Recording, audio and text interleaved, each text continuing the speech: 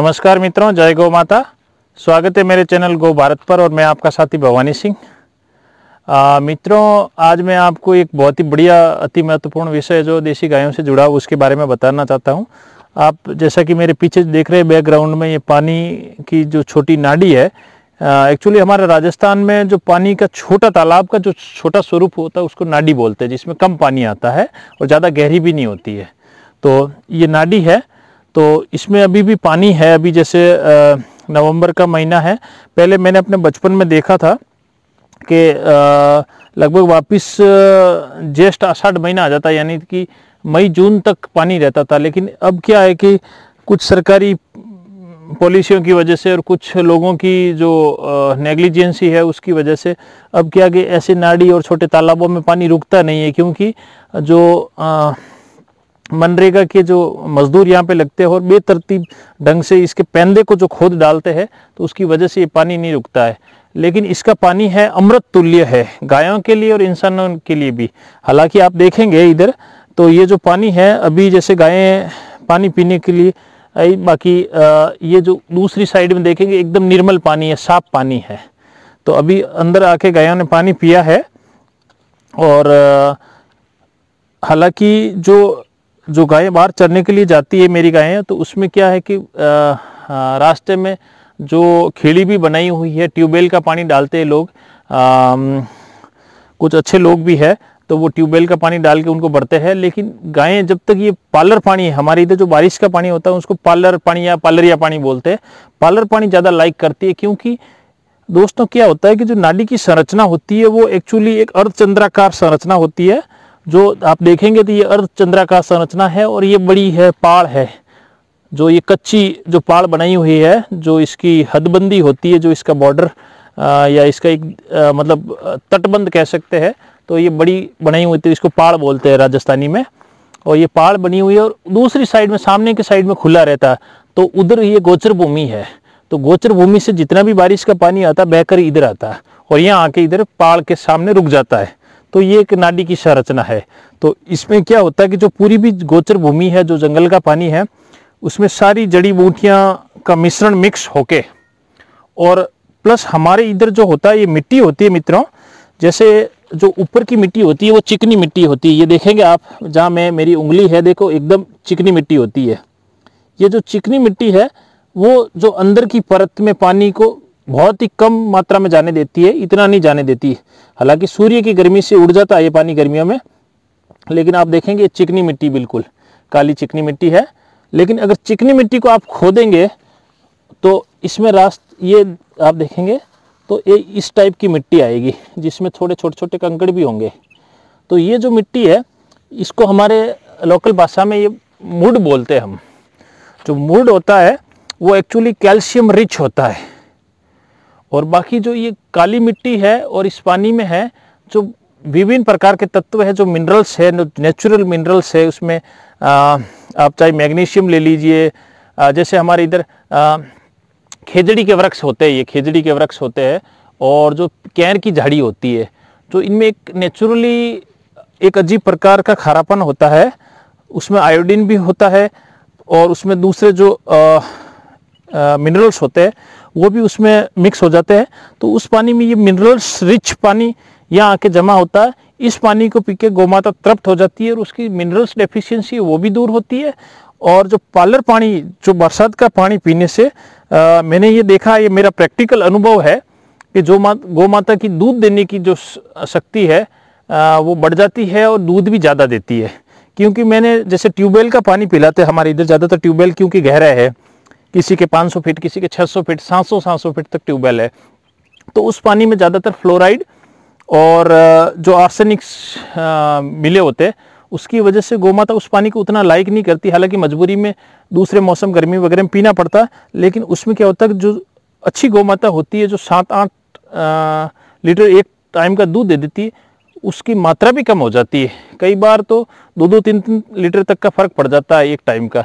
तो ये पानी भी कहीं ना कहीं जिम्मेदार है।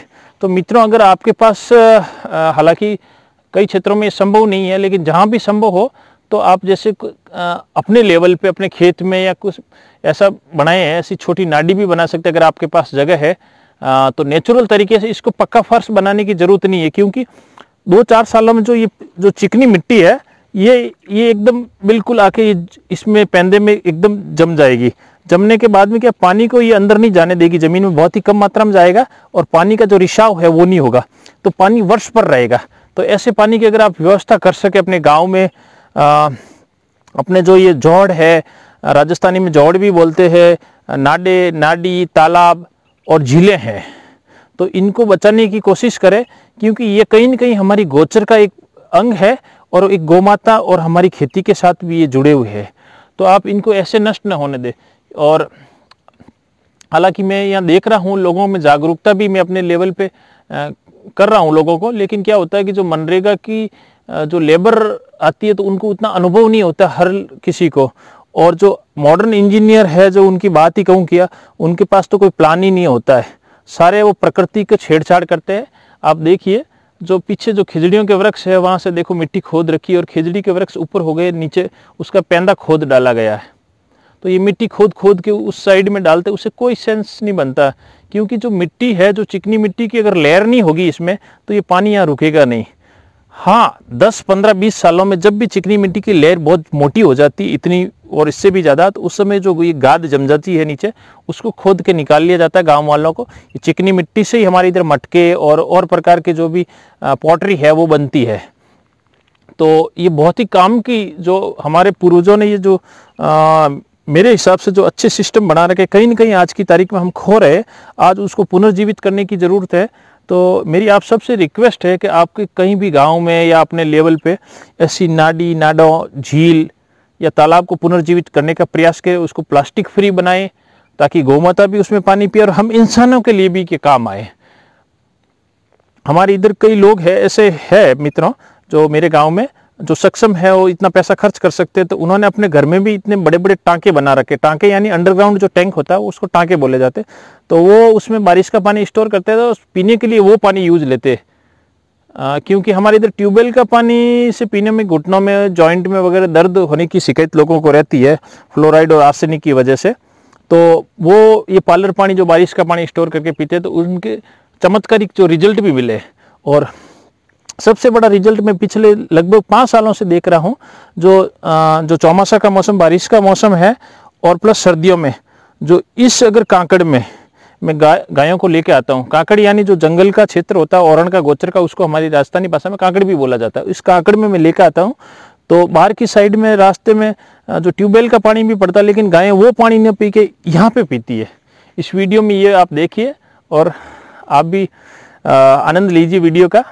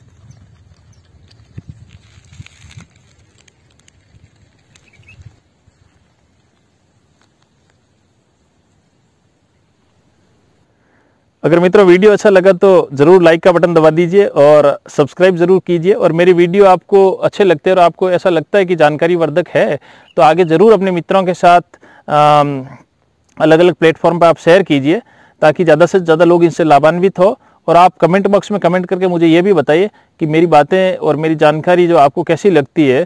तो ये चीज़ें मेरे को मोटिवेट करती है कहीं न कहीं। तो मैं आपका बहुत आभारी रहूँगा। धन्यवाद मित्रों।